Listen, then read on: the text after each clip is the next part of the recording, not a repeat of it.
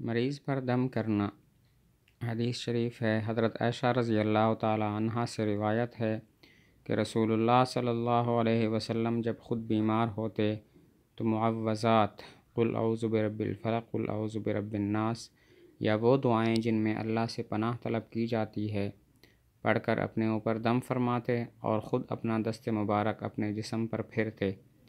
پھر جب آپ صلی اللہ علیہ وسلم کو وہ بیماری لاحق ہوئی جس میں آپ صلی اللہ علیہ وسلم نے وفات پائی، تو میں وہی معوذات پڑھ کر آپ پر دم کرتی جن کو پڑھ کر آپ صلی اللہ علیہ وسلم دم کیا کرتے تھے۔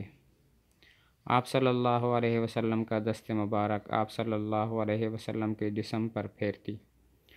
حدیث شریف کا مطلب یہ ہے کہ حضور صلی اللہ علیہ وسلم جب خود بیمار ہوتے تو قل اعوذ برب الفلق، قل اعوذ برب الناس پڑھتے یا وہ دعائیں پڑھتے جن میں اللہ سے پناہ طلب کی جاتی ہے۔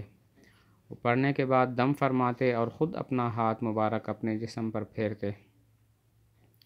آگے فرماتی ہیں، جب حضور صلی اللہ علیہ وسلم کو وہ بیماری لاحق ہوئی جس کی وجہ سے آپ کی وفات ہوئی، تو میں نے بھی وہی قل اعوذ برب الفلق اور قل اعوذ برب الناس پڑھنا شروع کیا اور آپ پر دم کرتی رہی جس طرح آپ صلی اللہ علیہ وسلم خود دم کیا کرتے تھے۔